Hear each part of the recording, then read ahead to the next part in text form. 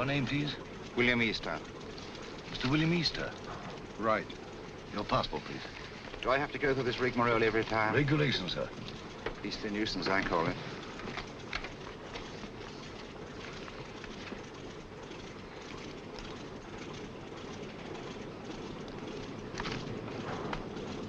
You'll receive your American visa in Lisbon. Will there be time? Definitely. We seem to have cut our time pretty close, Sir Henry. Have you a word, Sir Henry? Do you wish to make any comments, sir? Sir Henry, what is your destination, New York or Washington? I'm sorry, I have nothing to say. Sir Henry Marchmont, official business. Oh, Sir Henry Marchmont. Sir Henry, Joe? Good luck, Sir Henry. Thanks, I may need it. Shall I take your case, sir? Definitely not. Sir Henry, don't mind. Sorry, gentlemen. I see. You think the old boy carried the fate of the Empire in that little black case? Perhaps he does. Time's up, boys. Roll it away. Lively now. Hey, just a moment. You're shy of one passenger. Hold on. Wait a bit. Wait, I say. I've got Patsy. Yes, all right. Your name, sir? Grayson's the name. John Grayson, senior clerk, Paro, Nash and Paro, solicitors, Chancery Lane. You've got it all there. Everything quite regular. Sorry to delay you. Missed the bus. Had to take a taxi. Fearful nuisance. Yes, sir. Hop aboard, will you? We're late now. Thanks. Thanks awfully. Sorry to delay. Thanks awfully. Right-ho, boys. Roll it away. Excuse me, sir. Awfully sorry. Quite all right. No sense of balance. None whatever. Thanks. Clumsy of me. No sense of balance. That's what it is. Effect of the inner ear, I fancy.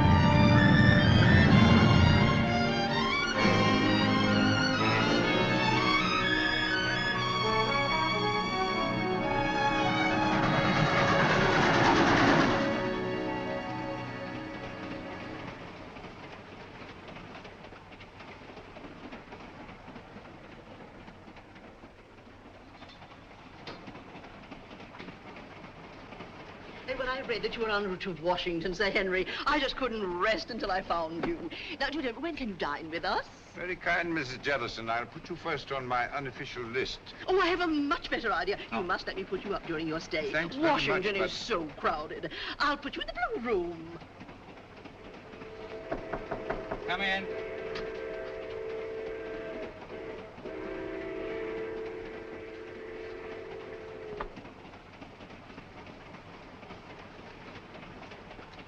Thank you, sir.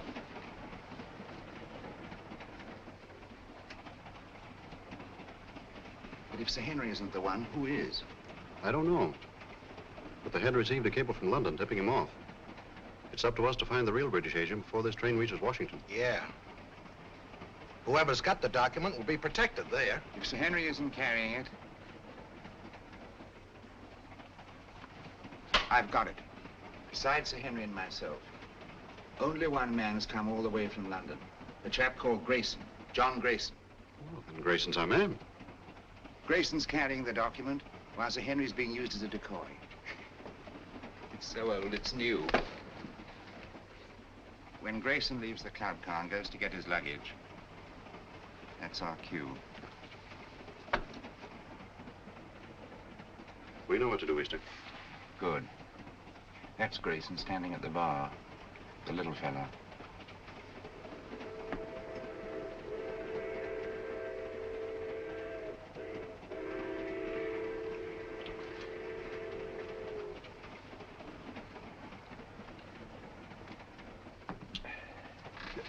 Excuse me, sir. Don't give it a thought, brother. I'm in politics. I'm used to hard knocks. I'm Henry Babcock, Senator Babcock. How do you do? John Grayson. Sit down, Grayson. Have a glass of grape juice from my home state. Used to know a man named Grayson. Mighty fine man. He was murdered. 2 grapes, George. On the fire, sir. This book has got me all confused. I do wish you'd set me straight on the international situation. Rather large order, I'm afraid. Oh, you're so right, Sir Henry. One must take the broader view, I always say.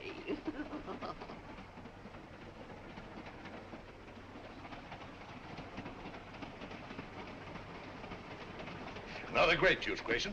You can't have too many vitamins, I always say. Thanks, Senator. But if you don't mind, I'll have a whiskey and soda. Why, sure. George, bring him over, will you? Yes. Let's get a chair. I was built for comfort.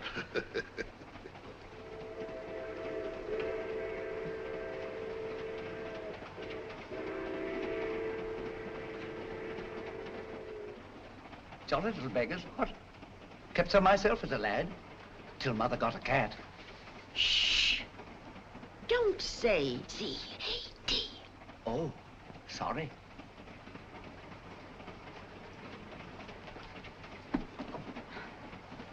Permit me, ma'am. Oh, thank you. Very kind, I'm sure. Pardon me, sir. Here we are. Porter, Yes, sir? are we on time? Yes, sir. Be in Washington in 20 minutes.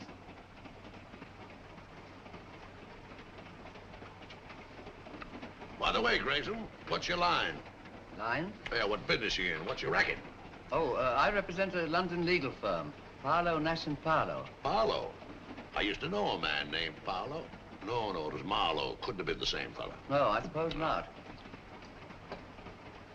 I've been making a tour of my state, getting the opinions of the home folks, taking a lot of their ideas back to Washington. I'd like to hear more of your activities, Senator. Give me your address, sir, and I'll have all my speeches mailed to you. You're quite too kind, sir. Sorry I have no card.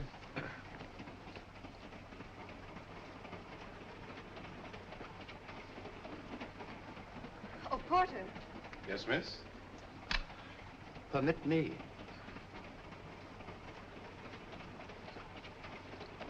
Thank you very much. Not at all. I'll be at this address for the next week or so. I hope. Thank you. I'll get my papers together. Present meeting, my friend. Better look me up in Washington. I'll just get my bag. Thank you, thank you.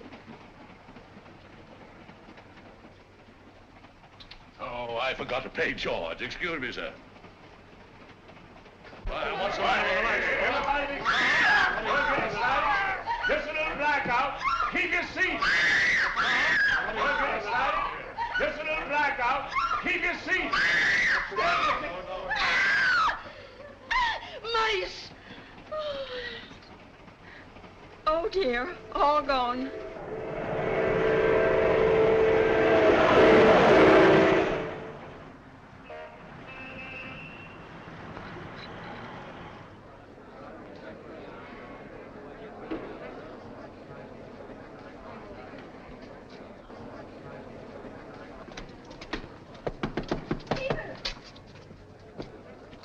Peter. Nancy, darling.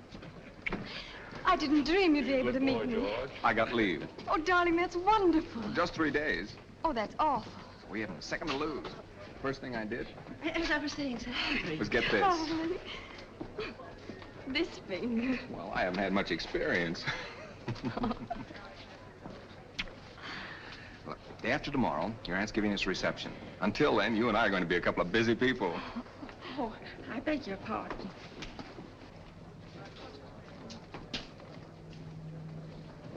Goodbye. Who's your boyfriend? You needn't worry. He just lit a cigarette for me.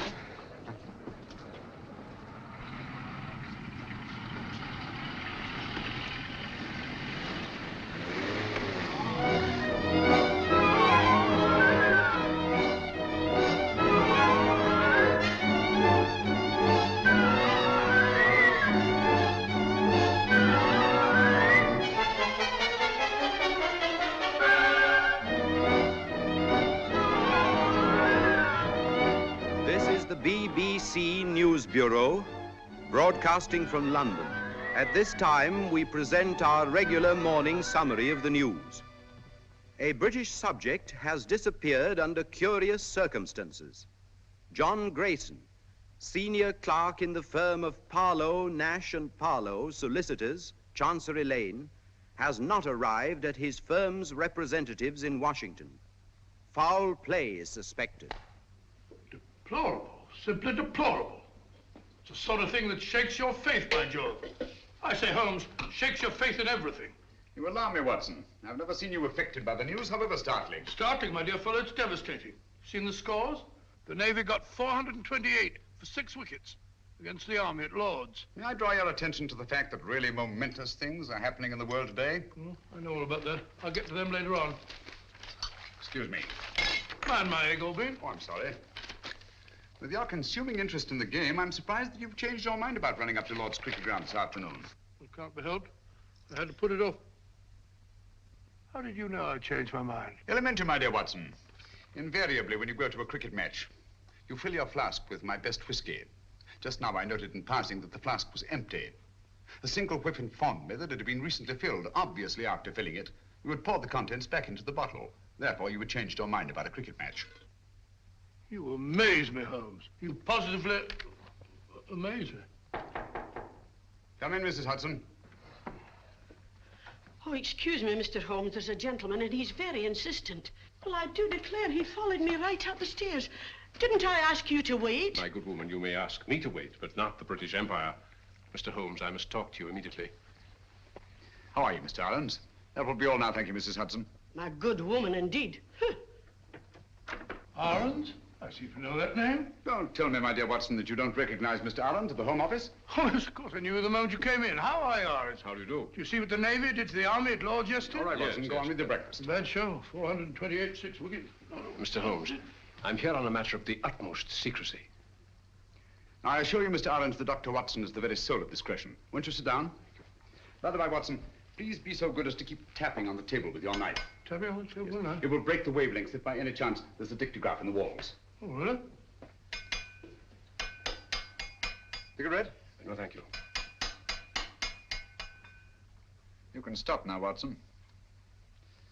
Well, Mr. Arons, I take it you've called on me in connection with the kidnapping of John Grayson in America last night. Yes. Yes, exactly. Grayson was carrying a document of a very confidential nature. Indeed. Its contents are of such great international importance that I am not at liberty to reveal them. But if that document falls into the hands of the enemy, I can only say it will be absolutely disastrous for this government and our allies. For that reason, we did not wish to transport it to Washington in the usual way. So a regular King's messenger, Sir Henry Marchmont, was dispatched. Not carrying the document, of course. That's right. Sir Henry was a sort of... sort of red herring, shall we say? Precisely. Mm-hmm. The document was actually entrusted to a reliable but insignificant man in our Secret Service. On his arrival in Washington, he was to make himself known to Sir Henry and deliver the document. Now, not even Sir Henry knew that this man, Pettibone, who traveled under the name of John Grayson, was the real messenger. Pettibone? Yes. Alfred Pettibone? Yes. Good man. None better. I've worked with him often. I hope you may be able to work with him again. But he's completely disappeared. He's vanished, gone, without leaving a trace. I can see the possibility of serious ramifications in his disappearance. Exactly. So far, we've been able to keep the knowledge of our loss from both the American and British public. Holmes, you must retrieve that document before it can be used against us. Of course, the Washington police have been notified of Grayson's disappearance, but even they don't know that he was carrying the document. Now, that's about all the detail I'm at liberty to give you. Well, if they've got Grayson, that is Pettibone, they must have got the papers. Not necessarily, Watson. It doesn't follow because they've got the man, they've got the document. What form was this document in? It was typed on 2 sheets of legal paper. 2 sheets? That's too bulky to swallow. And dry, Watson. Fearfully dry. Especially legal papers. Well, whatever shape the document was in, I trust Pettibone to get rid of it before anyone could lay hands on him. The document must be found before it falls into the hands of our enemies. I'm here on behalf of His Majesty's government to urge you to find it. That means going to Washington, of course. With all possible speed. A bomber is waiting for you at Croydon. Goodbye, Dr. Watson. Goodbye, sir. Goodbye, Aarons. Goodbye, Holmes. Good luck. Thanks very much. We're relying on you. Well, Watson, we're off to Washington at once. America? I say, that's exciting. I've never seen a game of baseball. Let's go and start packing at once. First, I'd like to take a look at the home of Alfred Pettibone. Come on, Watson.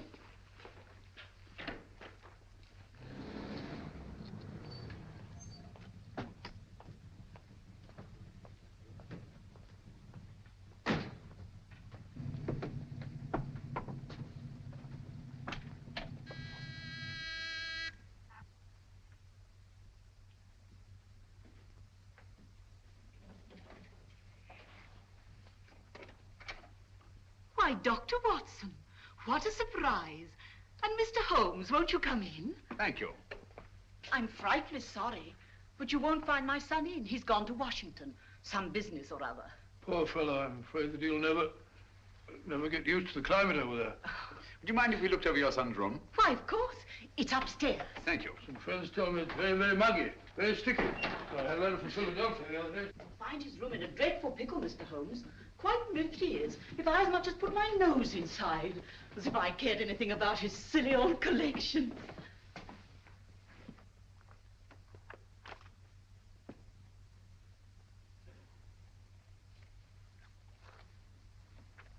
This sort of Pettibone seems a curious sort of fellow. Sort of collector of collections. Postage stamps,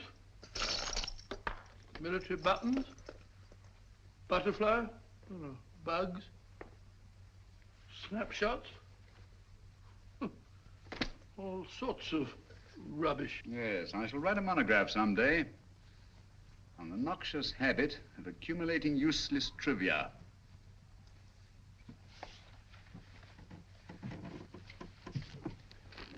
Please be so good as to stop pacing, Watson. You distract me. All right, all right.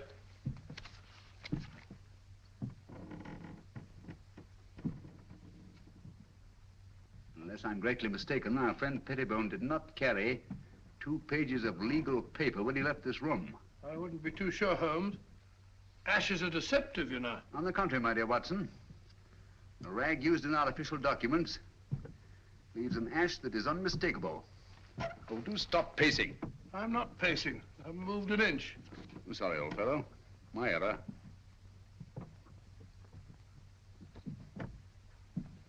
Must be Mrs. Pettibone. Heavy woman, light on her feet. Doesn't follow. Our friend seems to be quite a camera enthusiast. What's this? Cook F1.5. That's a very fast lens. F3.5. Summer. Copying setup. American match folders. That's right. USA. Now, why would Pettibone want American match folders in his work? And a microscope. Most interesting. Oh, what's this? Watson, this microscope was last used for examining microfilm. I'm beginning to see the pattern. Stop now. Did you know that the letters of our soldiers overseas are being photographed on microfilm so that one carrier pigeon can carry the equivalent of 18,000 letters? Oh, really? We had a carrier pigeon in the last war. Back in 1915, belonging to the Brigade Signal Corps. Did you? Yeah, the poor bird kept flying round and round in circles all day long. Found out later on that it was cross-eyed. Tragic thing. Huh? Perfectly true. Where are you going? Huh? Oh, dark room, huh? This is what I was looking for. Huh? This projector magnifies tremendously anything placed on the slide, like this piece of microfilm. Understand? I can't say I do exactly now. Wait a minute. I'll show you what he's photographed.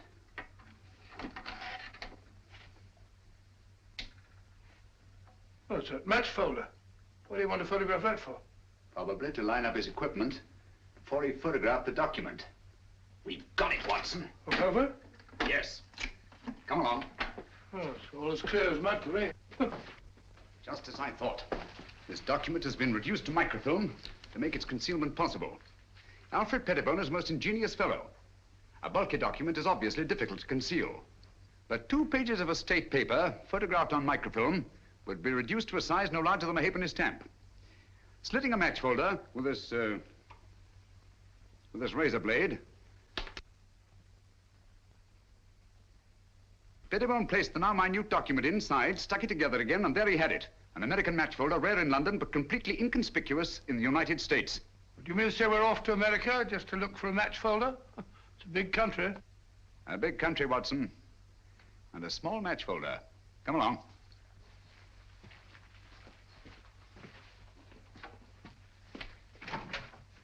Did you find what you were looking for, Mr. Holmes? Yes, thank you, Mrs. Pettibone.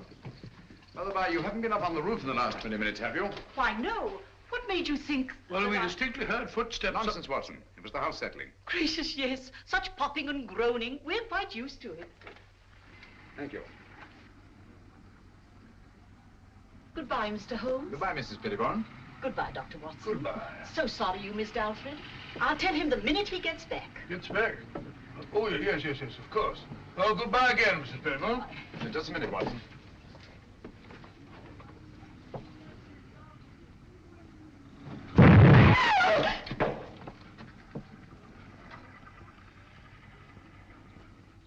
That was no accident, I assure you, Watson. Well, aren't you going to find out who did it? Time's too precious now. But at least I know they've learned of my entry into the case. They? Who are they? The same group that took Alfred Pettibone off the train on his way to Washington. A group that will stop at nothing to get their hands on the document he carried. Their leader is a clever, resourceful criminal who seems to have sources of information from everywhere. Oh, that means a worldwide organization. Who'll stop at nothing, you say? Quite. That's why we must get our bags and ourselves aboard that bomber without delay. We're opposed by an adversary worthy of our best efforts. At present, he has all the advantages. Even that of being only a merciless, nameless shadow. Think of it, Watson. In a few hours, we'll be flying out over the Atlantic. Hmm?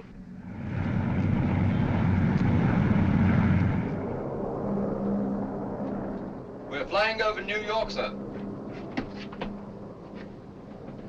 New York, eh? Yes, sir. We've been cleared by radio. Non-stop, Washington.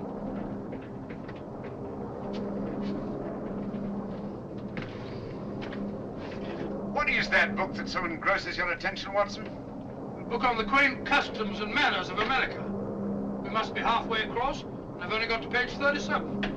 For your information, my dear fellow, we are now flying over New York. Flying over New York? Gracious me. What do you think?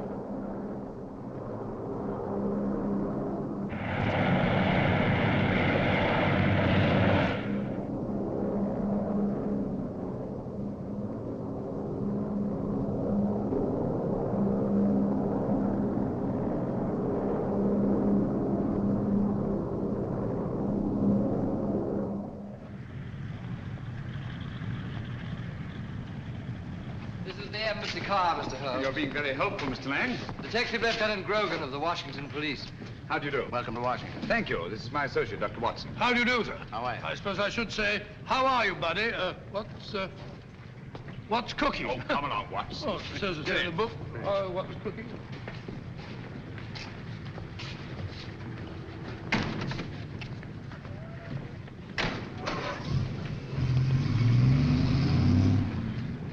Grogan had charge of investigating the Grayson case for the Washington Police. Any new developments, Grogan? None, Mr. Holmes. We're glad to let you have our complete file. And, of course, we'll cooperate in every way. Thank you. I shall appreciate your help. Especially as I'm unfamiliar with your country. Oh, yes, of course. This is your first visit. Oh, there's the Lincoln Memorial.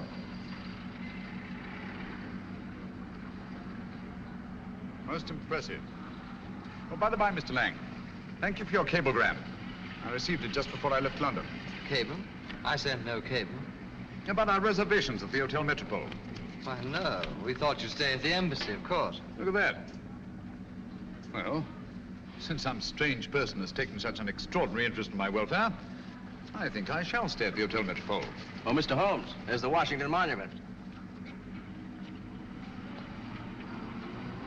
There's the Capitol, Mr. Holmes.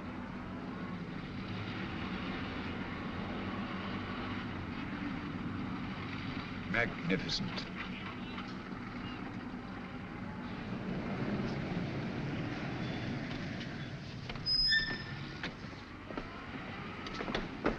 We're expecting you, Mr. Holmes. Thank you. I questioned everybody known to have been in that club car, as a matter of course. Sir Henry Marchmont confirms that Grayson had contact only with the people on this list. Now, he had a drink with Senator Babcock, and he chatted with a Miss Pringle about some mice she had in the cage, and he picked up a book dropped by Mrs. Jellison. Not very much to go on. How many of these people have been attacked already? I've heard about your deductions, Mr. Holmes. Well, Senator Babcock was held up on his way from the station, with nothing taken. And Mrs. Jellison's home was ransacked that night. And she found the book that she carried from the train literally torn to bits. That's right. Miss Pringle? Well, Miss Pringle says someone released the mice from the cage during the night sometime, and she found the cage torn apart. What happened to the mice, I wonder? An intriguing line of thought, Watson, but not essential to the case. Mm-hmm. Apparently, Grogan, they're still looking for the document. I'd very much like to have a look at that club car. Well, that'll be easy. I have the car held in a siding in the railroad yards. Good. But we've searched the car thoroughly, Mr. Holmes. We couldn't find a thing. Well...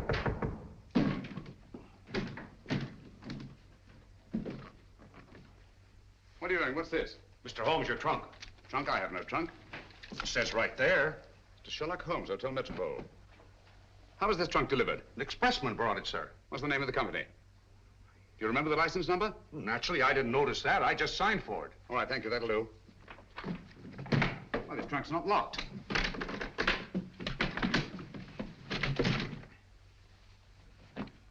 Great Scott. Poor chap. You recognize him, Mr. Holmes? Yes. Who was he? The man we're looking for, John Grayson. His real name is Alfred Pettibone. British Secret Service. Why should they send the body here? Obviously to frighten us. Or to tell us they know that Sherlock Holmes is on the case. Gentlemen, they knew we were on the case as early as their attempt on our lives in London. They're much too intelligent to believe that a corpse would frighten a trained detective. No, I rather think they intend this as a message. And they wanted to be sure that I'd be here at the Hotel Metropole to receive it. Message? What do you mean? They want us to believe that they found the document, and therefore have no further use for Grayson. Well, if that's true, then we're done for. I'm not so sure that it is true, Watson. If they have the document, why are they wasting time sending me this? No, it's an attempt to throw me off the track. Grogan, you've a police laboratory, of course. Certainly. I'll see what I can find out about the body. Yes, whatever marks it reveals. And the trunk. A microscopic examination. Everything about it. The lining, the blanket in which the body is wrapped, everything. Let nothing escape. We have the best police laboratories in the world, Mr. Holmes. I beg your pardon, Lieutenant Grogan. You see, I'm so accustomed to working quite alone at my lodgings in Baker Street that I sometimes forget the more modern scientific methods so particularly effective here in America. But if there's anything there, they'll find it, Mr. Holmes. While you're doing that, I'll take a look at the club car. Coming, Watson? Here we are, Mr. Holmes. I have the port, as you asked, and the railroad company sent Mr. Moore to unlock for us. Delighted. How do you do? Very good. Let's go in. This way, gentlemen. Well, it looks as if the police have made a thorough search. Whoever did it, it wasn't the police. There have been visitors here since our friend Grogan. My goodness, look at our car. Talk about a blitz. I say, Holmes, if Grayson hid anything in this car, it certainly isn't here now. Not necessarily, Watson. If you'll help me put this place in some kind of order. Yes, sir, boss. This would go about here, I imagine. That's it, boss. Yes, and, yes. wait a minute. Oh, yeah, that's certainly more like it. Yes, sir. Thank you. That'll be all. Watson, will you be Mr. Grayson for the moment? Grayson? Oh, if you want me to, old man. What do you want me to do? You're having a drink at the bar. Oh, drinks? Oh, that's not a bad idea. Drink at the bar. Bring me a whiskey and soda, will you, Stuart? Stuart? Sorry, Dr. Watson, but the bar's closed. Oh, says the bar's closed. According to Grogan's reconstruction of the scene, let me see. Yes. Grayson pauses at the bar while Senator Babcock moves across and sits down here. Do you mind being Senator Babcock for the moment, Watson? Oh, Going up in the world. Sit down, please. Now, Miss Pringle is seated there. Over there, Watson. Hmm?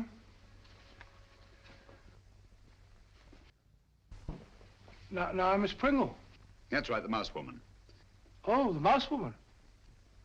Watson, over here, please. No, not there. Not there. That's Senator Babcock. Oh, pardon me, Senator. Sit down, please. Now you're Mrs. Jellison. Oh, excuse me, Mr. Holmes. He ain't Mrs. Jellison. He's the young lady. What? Sir Henry Marchmont was sitting right here, and Miss Jellison was right here. She's a sort of a big, fat lady. What did Grayson do that attracted your attention so particularly to Mrs. Jellison? The little man, he retrieved her book. And the young lady sitting here, didn't she converse with the little man? No, sir. That young lady didn't have no converse with no one. When the little man lit her cigarette, she ran back and said, "Thank you very much." But you have matches here for your customers. Oh, yes, she called me, and I saw a cigarette, and I knew she wanted a match. And Grayson used one of his own matches? Dog it. Oh, yes, he took a folder from his coat pocket. Did he put the match folder back in his pocket, or did he give it to the young lady? I don't remember. I was fairly busy. Try to remember. Oh, if I should try to doomsday, I couldn't rightly say just what happened to that match folder. Oh, yes. I remember just one important thing. What? When the little man lit her cigarette, he said something very peculiar. What was it? He said, "Permit me." Oh. Well, gentlemen, I'm extremely grateful to all of you. That's all we can do for the present, I think. Since the place was torn to bits after the murder of Grayson, and the attacks on Senator Babcock, Mrs. Jellison, and Miss Pringle, I'm convinced that the document left the club car long before these events. But how? By whom? And who was the mysterious young lady whose cigarette Grayson lighted? Did anyone meet the young lady? He sure did. He? Who was he? Tall, handsome, in a uniform. I see. I suppose you wouldn't remember what kind of uniform. I certainly would. Lieutenant, Navy flyer. My boy's in the Army. He's gonna be a flyer, too. Splendid. Did you happen to hear them say anything? Oh, I didn't happen. I just couldn't help hearing it. Mm-hmm. Well, what did they say? Oh, yes, he said he had 3-day leave. He had to move fast before the big part her aunt was giving him. Then, too, he put a ring on her finger, and they both looked mighty happy. Mm-hmm. Just the way you're looking right now. And the way I'm looking myself. Come on, Watson. That's the girl. I told the head I could swear to it. Is the address there? All there. Right in our laps. And also right in the lap of Sherlock Holmes. That's the least of our worries. The head could handle 10 like Holmes. I hope so. But don't underrate that Englishman. I have several friends who did. They now grace some of the best prisons in England.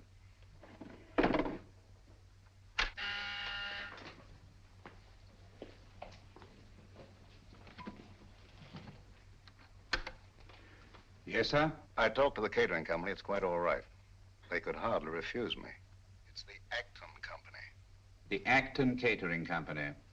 Yes, sir. I know what to do.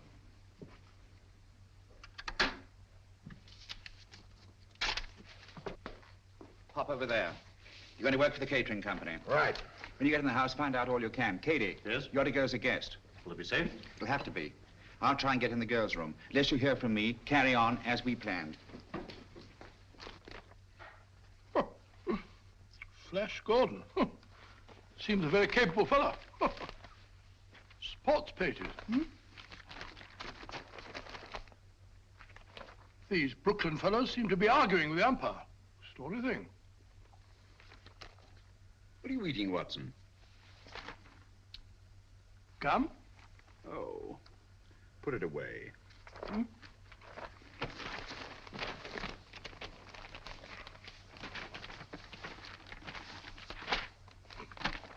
I've never seen you take an interest in the society columns before. It's a concern I'll drop at once, I assure you, Watson. You found what you're looking for? Oh. How do you know this is the girl? It would be an extraordinary coincidence, wouldn't it? If more than one naval lieutenant in Washington were to become engaged in the last few days to a girl from New York whose aunt was giving them a reception. By Joe, you must be right. She's a pretty girl. Yes. He's walking around with dynamite in our handbag.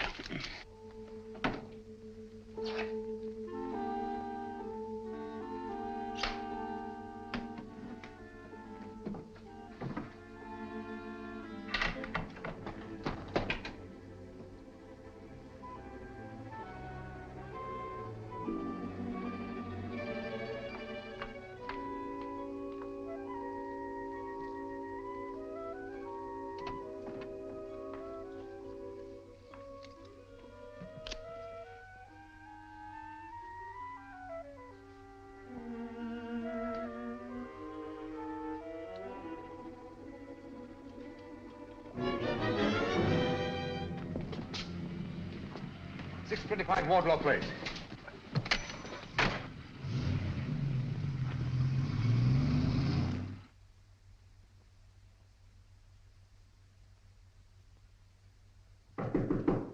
Who is it? Me, Pete. You can't come up here. I did, though. One get you two. That party's gonna be awfully dull after this. Let's not go. Let's go away and get married. You've only got one more day. That's an idea. No, we can't do that to Annie. I'll tell you. Let's sneak a look at the new apartment. It was awful sweet of Auntie to give us the whole floor of this house for our apartment. The least we can do is let her have the fun of showing it to us. Okay. Let's face the party. I'll get my bag.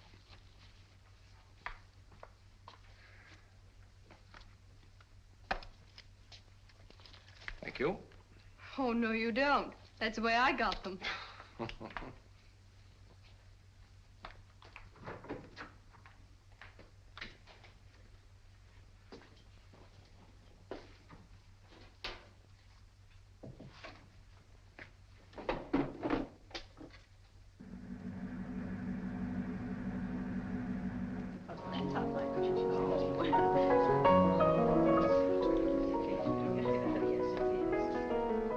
How do you do? So glad you could come.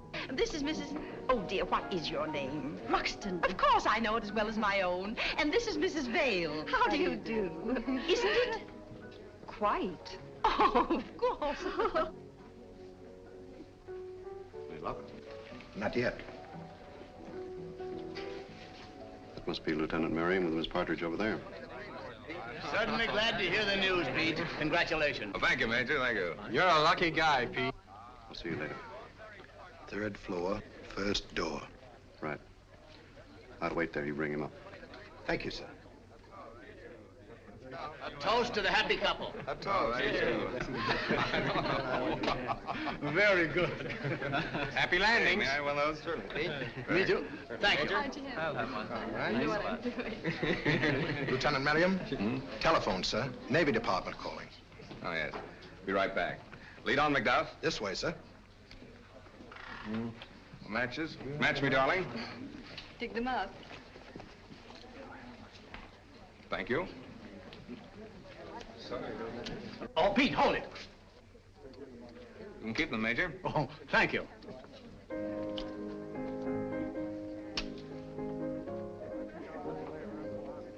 Thank you. Not for me, thank you. No, thank you.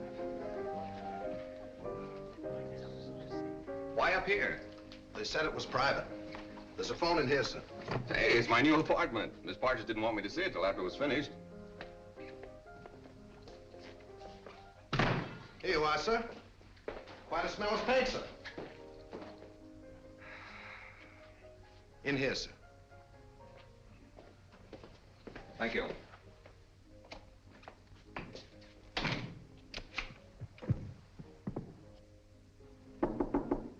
Okay, now.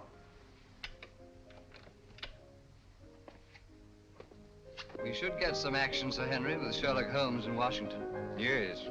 I don't mind telling you I'd give anything to get my hands on that document. Yes, I know.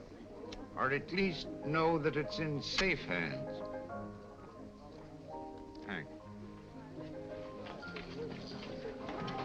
Engaged today and married tomorrow. No, thanks. Have you a match? Miss Partridge? Yes? Lieutenant Merriam asked if you would come to the new apartment.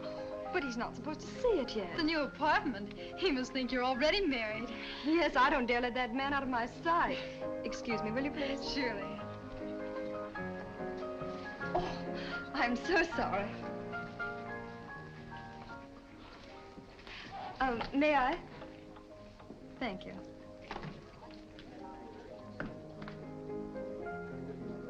This way, please. Oh, I know the way, thank you.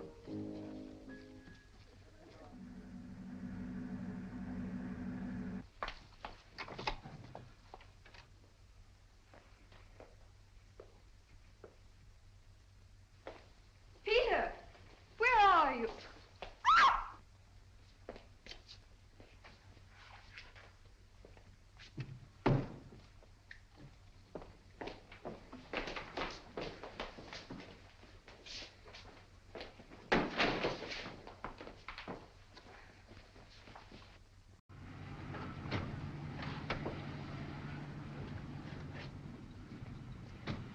Well, here we are, Grogan. Good connection. We'd better go into the party. Well, I think you better go in first, Mr. Holmes. I'm not very good at this sort of thing. I think you do all right.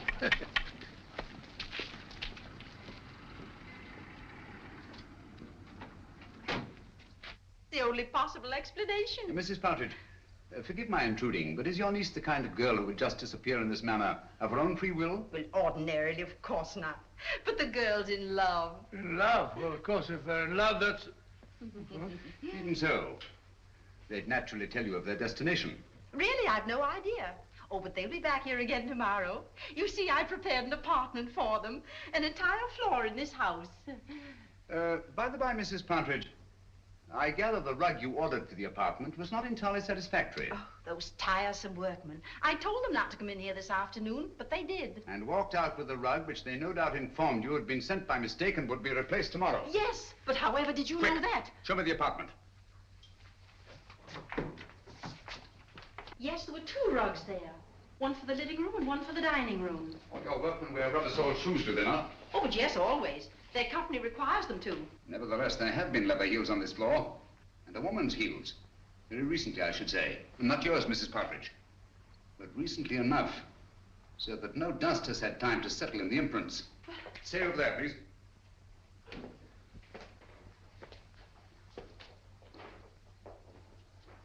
There seems to be a struggle over there. A woman's footprints disappear and a man's leather heels come round and stop there. Either she was carried out in the carpet or else... Where does that door lead to? Why, it's a dressing room. Perhaps an ordinary skeleton key. Try it. Watson, this is a matter for you, I'm afraid. Excuse me. Who is he? Is it Miriam? Peter! Take it easy, Mrs. Partridge.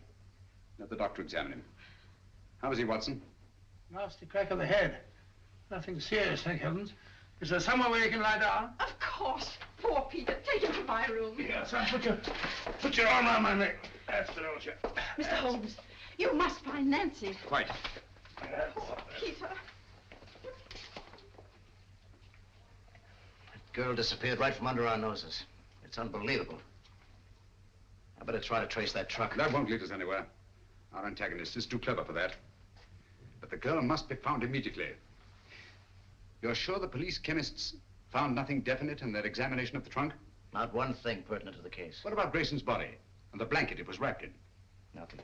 Every object connected with this case has some kind of story to tell. Do you think they'd mind if... The laboratory is completely at your disposal, Mr. Thank you. Dr. Watson and I will go there at once.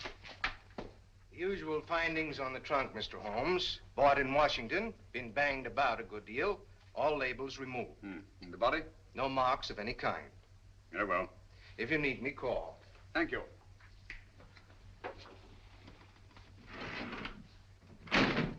Watson, please. Just tidying up a bit. This blanket is beginning to tell me many things. Really? Don't say so. It only remains to translate them properly. Yes. And just as I thought. This blanket has had a most varied history. It's been on many a sea voyage. The latest not 6 months ago.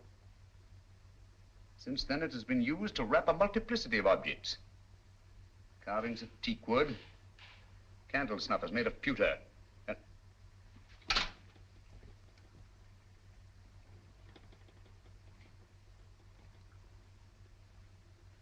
furniture. Furniture? Yes. Teak wood leaves an unmistakable stain. Pewter rubs off easily. And there are evidences of wax drippings. But what particularly concerns us, Watson, is the furniture. Most likely a chair. Louis the 15th. In yellow and maroon satin. What do all these things suggest to you, Watson? Let me see. An aunt of mine, Matilda, lives in Brighton. Very old-fashioned. Very aged. Exactly. Antiques. We've a lot of ground to cover before nightfall. Ground? What ground? If necessary, all the antique shops in Washington. A-N-T-I. There we are, antiques. Antiques? But what connection is there, Louis XV's chair with this partridge girl? This sliver of wood came from a Louis XV chair that had once been wrapped in that blanket. From other evidences the blanket supplies, I deduced that it's been used in an antique shop. And whoever controls those antiques murdered Grayson and kidnapped the girl. What? That's it, Watson. Come along. Before the girl's kidnapper becomes her murderer.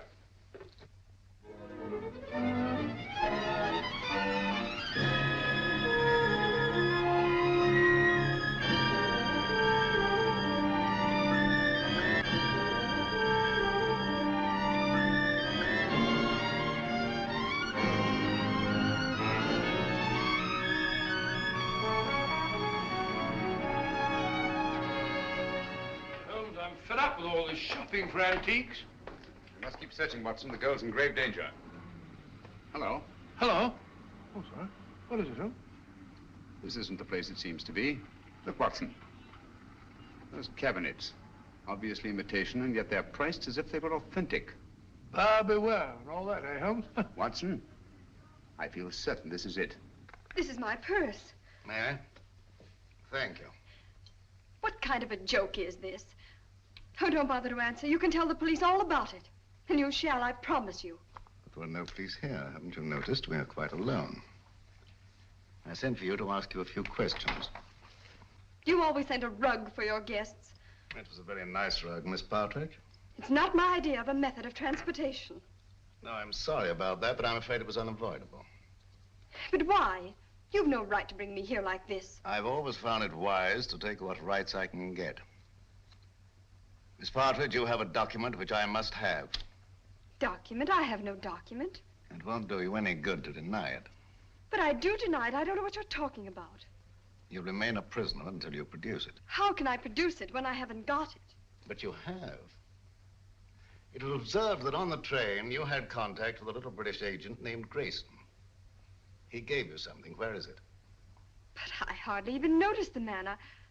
I wouldn't even have remembered him if I hadn't seen his picture in the paper. He disappeared or something. He's dead, Miss Partridge. Oh.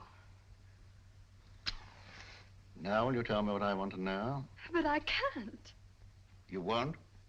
I can't, I tell you. Let me out of here. He gave me nothing. That's strange, because I know he spoke to you. There's something very curious about that door up there. To open it, you'd have to know the combination. But I tell you, I spoke to no one on that train. Now, didn't the little man try to be attentive to you? Oh, he may have offered the usual courtesies. I don't even remember. I see. I'm sorry. Aren't you spoke one of these? Thank you. And you're quite sure he said nothing at all to you? Of course I'm sure. Permit me.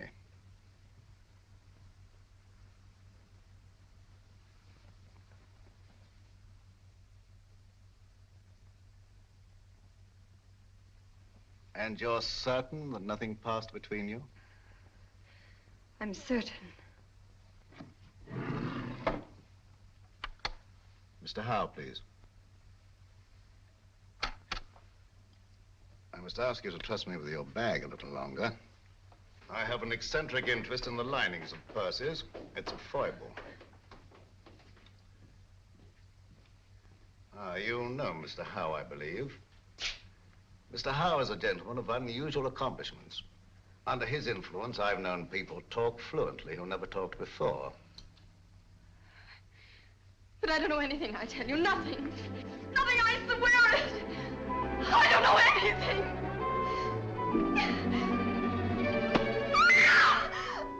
You stay out here. I'll go inside. I'll assume the character of an eccentric art collector. As soon as I'm convinced that this is the place we're looking for, I'll signal to you.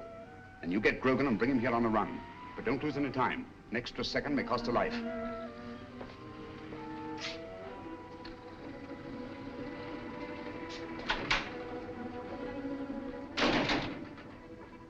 No, madam, I don't know who she is. But notice the modeling. It has good symmetry, good lines. Oh, I'll be right with you, sir. No, thank you. I'll just take a look around.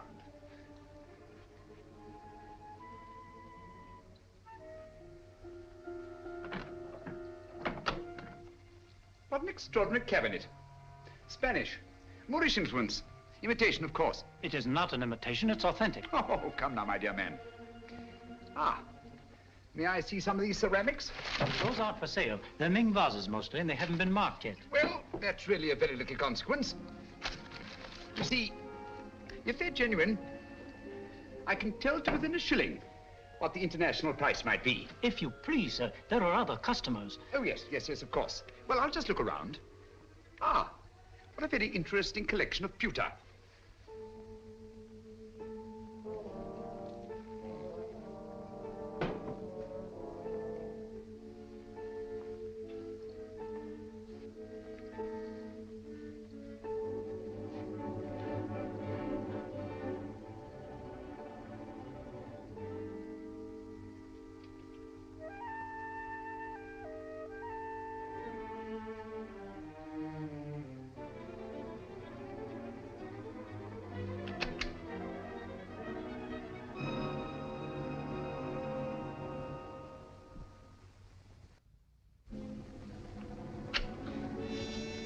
That'll be $500. Now, would you just give me the address where you want it sent? Yes, Mrs. J. Wellington, Jr. DuPont Circle.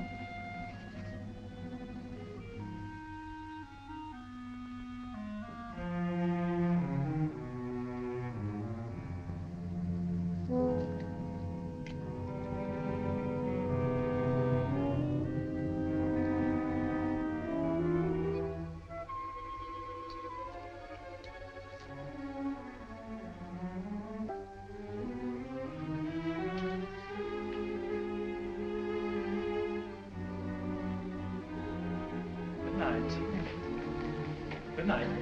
I'll have it sent out in the morning. Oh, dear. I'm most terribly sorry. You've broken one of our best pieces, sir. Ming Dynasty. Tang Dynasty, not Ming. Definitely not Ming. It is my business to know, sir. The pottery is Ming and worth $2,300. As we're closing for the evening, I must ask you to settle at once. Oh, nonsense, my good man. Tang pottery is worth $600 at best. Just a moment, please. Yes, of course. Hello? What's going on up there? A customer dropped a valuable piece of pottery. I'll finish with him immediately. How can you say that it's Ming? 2,300 fiddlesticks. You asked $2,300 for something that's worth no more than $600. I demand to see the proprietor. Now, wait There a are minute, bureaus for the protection of innocent customers. Show me to the owner of this establishment, or I'll turn the entire affair over to my legal representative. Ming, indeed. Just a What minute. chicanery, what skullduggery. I mean to put an end to it this very night.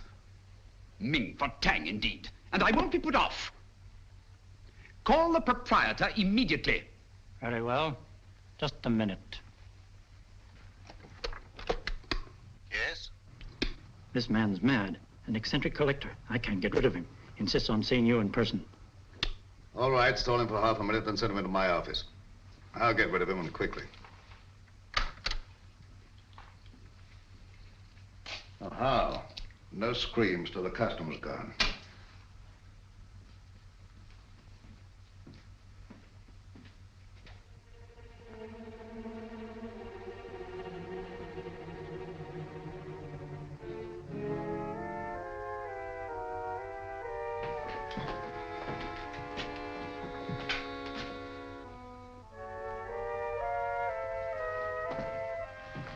You get downstairs.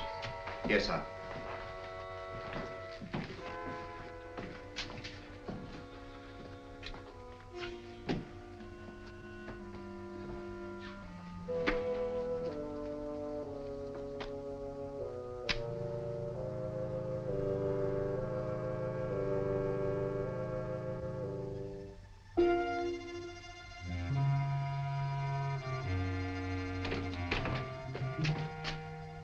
I'm most frightfully sorry. I'm most frightfully sorry about the vase, but really, sir, your clerk is guilty of attempting the most obvious fraud. You see, he tried to convince me that I'd broken a Ming pottery when anyone could see that it belonged to the Tang era.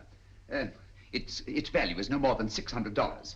All right, you pay me the 600. We'll call the matter settled. Oh, thank you very much, sir. Thank you. I'll send you my check in the morning. I see you know the London value of these pieces. It's my business. Exactly. Yes, exactly. You know, I think you're just the man to help me find some furniture I'm anxious to get. I'm most frightfully bored with the usual conglomeration of pieces that we can pick up on the other side. What do you really want, Mr. Sherlock Holmes? Herr Heinrich Henkel, or as you now call yourself, Mr. Richard Stanley. In 1914, secret agent of the German Kaiser. Since then, head of the most insidious international spy ring that ever existed. You're wrong. A case of mistaken identity. I've been a respected member of this community for a great many years.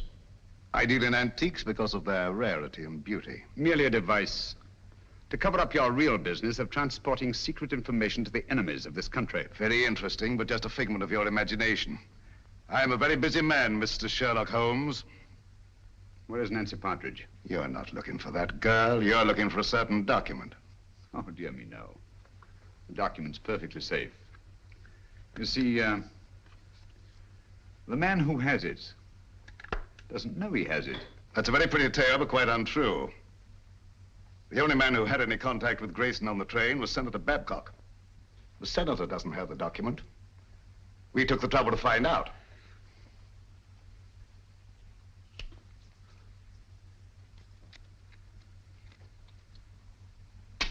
Permit me. Thank you. Perhaps you've been misled by the common notion regarding the shape and bulk of state papers.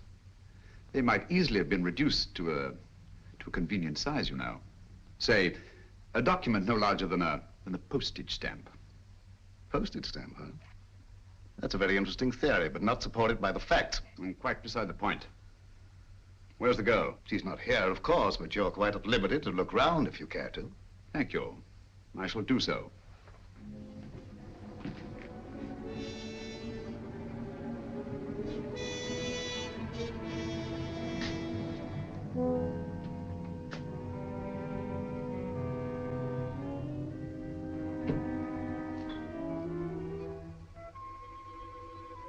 Interesting piece. Spanish, isn't it? Moorish. Oh, my error. It's an amazing specimen. I assure you won't find what you're looking for there. You stimulate my curiosity.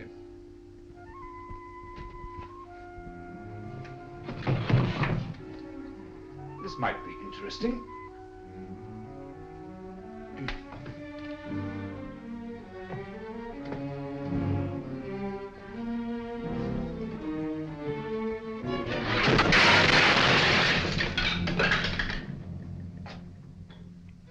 Were an incredibly inventive people, weren't they? Yes, it was in shocking condition when I got hold of it. But I had it restored. It's very lively now, but old-fashioned. If that's the best you can do, Mr. Stanley, I think I may safely examine the rest of the room. Now help yourself. Thank you. Take your hand away from that drawer. Mr. Holmes, you didn't think I was going to draw a weapon. I never touched the things. How odd to find you squeamish.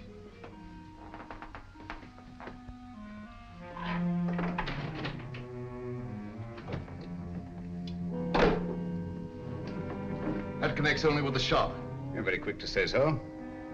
And yet a short while ago, I saw two other men in this room. And they didn't go back into the shop, so there must be another exit. And perhaps another room. Yes, Mr. Stanley, what is it? Bring Miss Partridge here at once. Excellent, Holmes. I see your voice hasn't lost its flexibility. My hand hasn't lost its cunning either.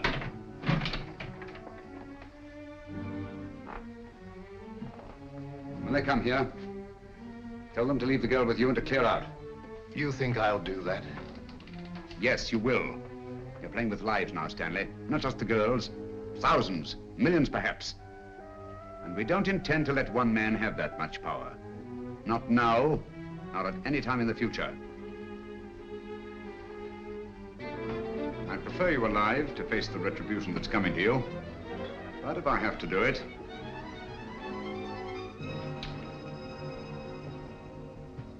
All right, Mr. Holmes. I suppose we must all meet our match sooner or later.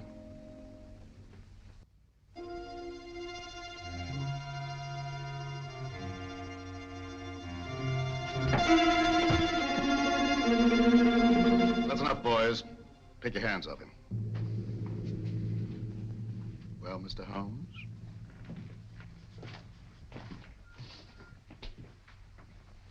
Tell the clerk to go home and see the front door's locked.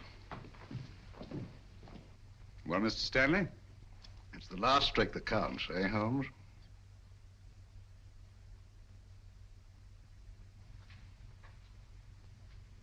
I'll remind you of that later.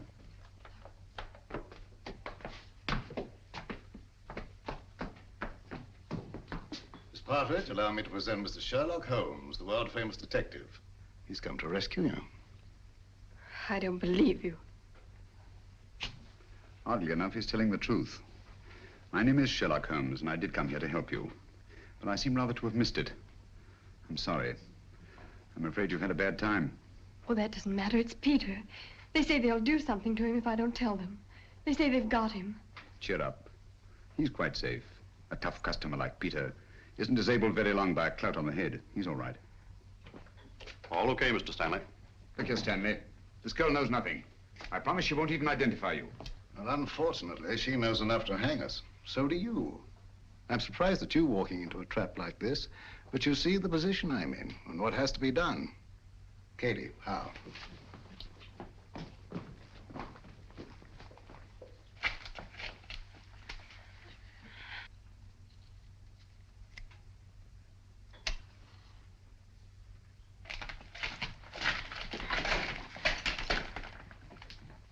It will give me great pleasure to attend to Mr. Holmes personally. Easter, and the girl's yours.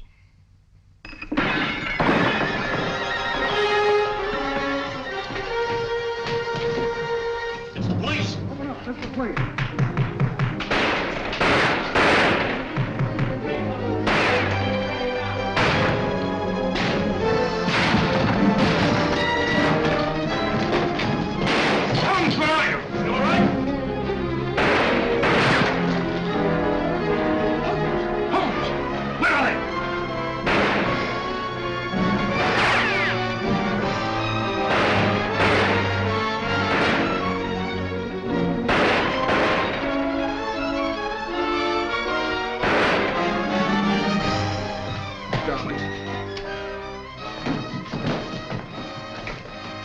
You're safe.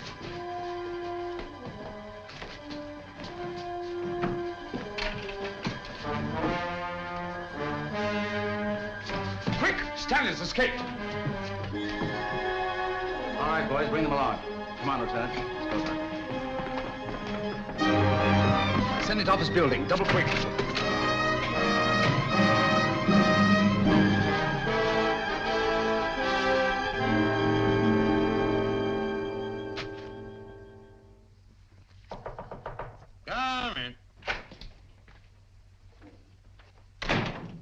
Glad you're safe, Senator. Safe? No man is safe. Look at the way my constituents snipe at me.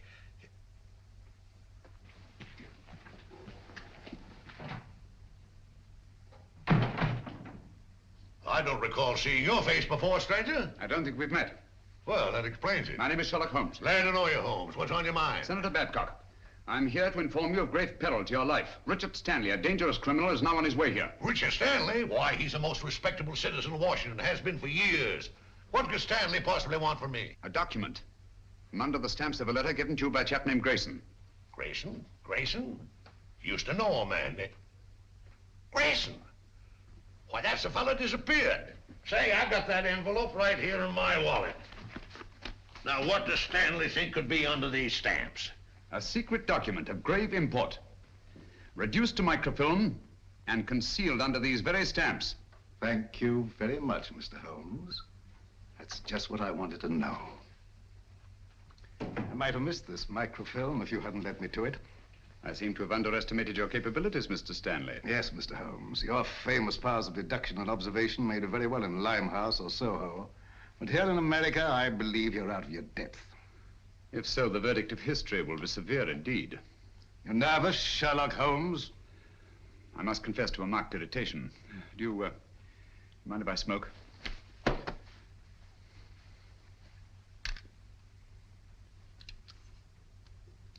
Thank you. The whole course of the world might be changed by your acquisition of the microfilm. Oh, it will be, and for the better. Have you a match? You can keep those. Thank you. And now, if you'll pardon me, Mr. Holmes. Why don't you do something, Holmes, if that thing's so all-fired important? The English senator. Cricket, old boy, always cool in the crisis. The last trick, eh, Holmes? Yes, the last trick. Say, you're a smart fellow, Holmes. Here's the microfilm, Holmes. Thank you, Senator.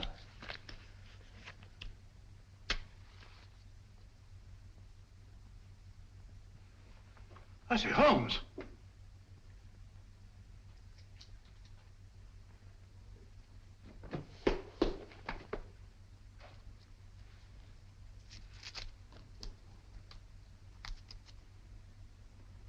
This is the microfilm with the document on it. It'll be in the proper hands within the hour.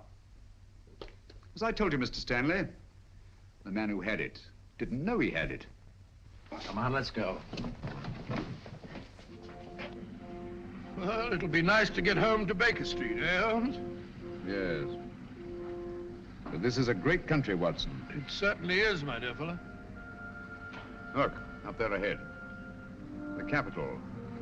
The very heart of this democracy. Democracy? The only hope for the future, eh, Holmes? It's not given to us to peer into the mysteries of the future. But in the days to come, the British and American people will, for their own safety and for the good of all, walk together in majesty, in justice, and in peace. That's magnificent. I quite agree with you. Not with me, with Mr. Winston Churchill. I was quoting from the speech he made not so long ago, in that very building.